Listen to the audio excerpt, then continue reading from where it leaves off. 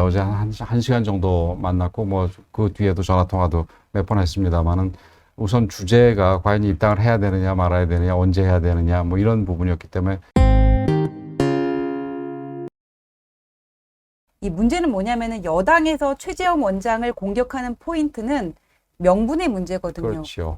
사정기관의 장이, 권력기관의 장이 헌법기관이었던 거 아니에요? 검사원장이면. 근데 그렇죠. 임기도 끝나기 전에 뭐 월성 1호기 감사를 못하게 한 것도 아니고 도대체 무슨 명분으로 정치를 하겠다고 야당으로 갔냐 이런 얘기 분명히 나올 것 같은데 예. 여기 대해서 본인은 뭐라고 혹시 어제 설명을 하셨어요? 어제 뭐 저는 그 부분에 대해서는 그 묻지를 않았습니다. 그 묻지 않은 이유가 뭐 제가 뭐 충분히 납득을 하고 있고 그 여당 쪽에서 나올 수 있는 주장, 그리고 실제로 오늘 여당 대변인이 뭐 비슷한 주장을 했는데 그 주장이 말도 안 된다라는 걸 잘 알기 때문에 제가 묻지를 않았던 겁니다. 우선 그 명분이 배신이라 그러셨죠. 예, 정세균 총. 예. 그 뭐 배신 그런 것도 굉장히 웃기는 게, 이 공직자는 지금 그 누가 임명을 했든지 간에 이 중립적으로 이 국가를 위하고 국민을 위해서 일하는 거지, 여당과 무슨 그 특정 정파의 대통령을 위해서 일하는 게 아니지 않습니까? 네.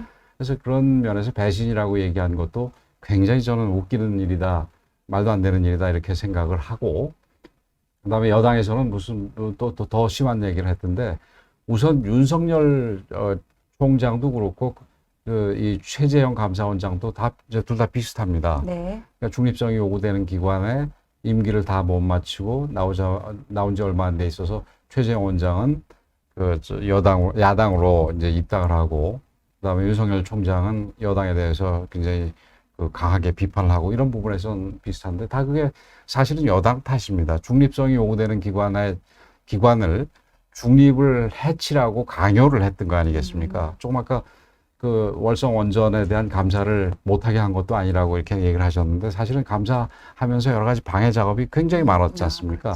그래서 그리고 그 뒤에도 제대로 감사를 하니까 뭐 거의 그 핍박하다시피 한 상황에서 어떤 면에서는 지금 바깥으로 모르는 상황이지요.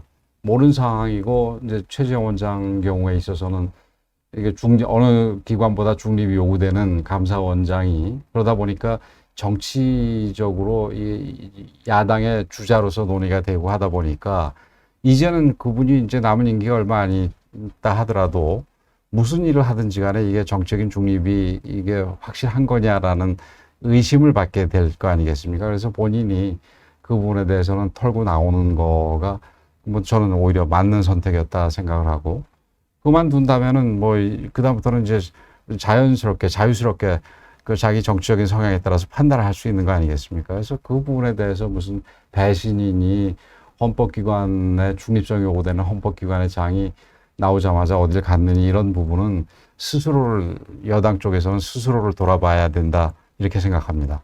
그 말씀하시니까 저도 생각나는 게 노영민 비서실장이 그때 월성 1호기 감사를 가지고 넌센스다 이렇게 얘기를 했고, 민주당의 어떤 의원이 그 감사 과정을 지적하면서 특수부도 아니고 공안부 수사 같다 이렇게 얘기를 하기도 했었고, 또 김남국 의원 같은 경우에는 처음부터 목적이 있었다 이러면서 비판을 했던 게 생각이 나는데, 근데 의원님 팬들이 되게 많으신 것 같아요. 예. 캐리 2014님이 권영세 의원 화이팅입니다 하셨고, 순돌이 튀님이 페북에서 투정 부려 죄송합니다 이렇게 올려주셨고요. 예, 어떤 투정을 부리셨는지 궁금하네요.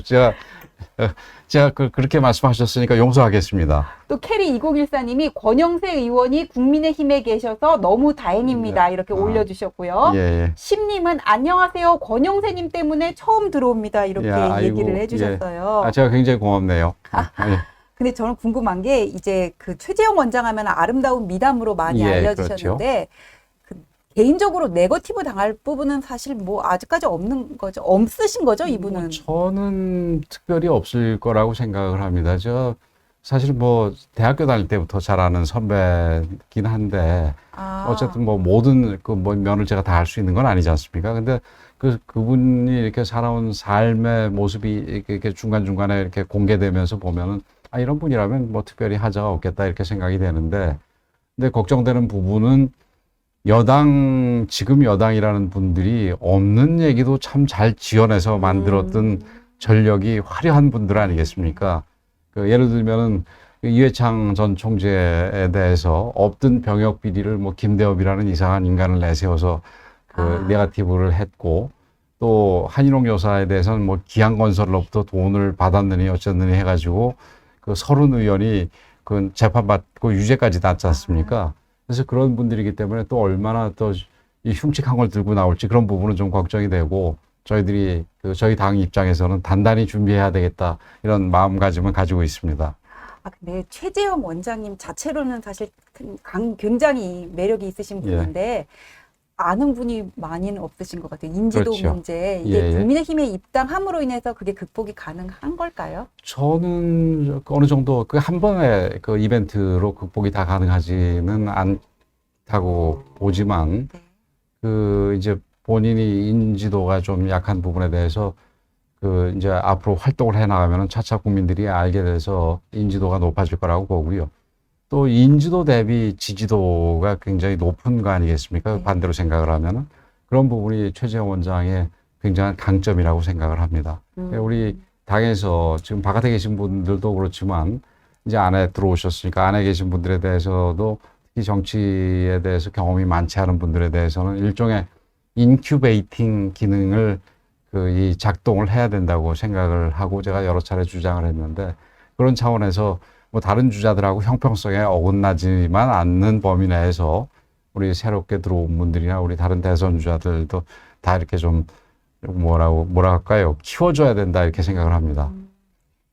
그런데 지금 윤 총장에 대해서 많은 부분들이 좀 답답해하고 있는 부분은 본인의 메시지가 없다, 어떤 비전 제시가 없다 하는 예. 부분이거든요. 예. 근데 최재형 원장 어제 만나셨을 때 여러 얘기를 하셨을 텐데 예. 이분은 어떤 해안을 가지고 계시던가요? 국정에 대해서? 우선 뭐 그런 것까지 다 얘기할 수 있는 시간은 아니었습니다. 어제 한 시간 정도 만났고 뭐 그 뒤에도 전화 통화도 몇 번 했습니다만은 우선 주제가 과연 입당을 해야 되느냐 말아야 되느냐 언제 해야 되느냐 뭐 이런 부분이었기 때문에 그런 걸 확인할 기회는 없었는데 이 한 분야에서 일가를 이룬 분들은 대개 또 이 두루두루 또 이 뭐라 그럴까요 식견이 있게 되고 또 감사원장으로 3년 넘게 재임을 하면서 국정 전반에 대해서 좀 이렇게 세밀하게 볼 기회가 있었으니까 그 세밀하게 보는 과정에서 이게 이렇게 안 되고 저런 방식으로 나가야 되겠다라는 어떤 그 미래 비전이라든가 이런 것도 자연스럽게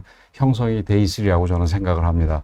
근데 조만간에 이 정치 선언을 하면서 본인이 왜 정치를 하게 됐는지에 더해서 어떻게 정치를 해 나갈지에 대한 내용들이 담길 텐데 그 내용을 우리 다 같이 한번 기대해 봐야 될 것 같습니다.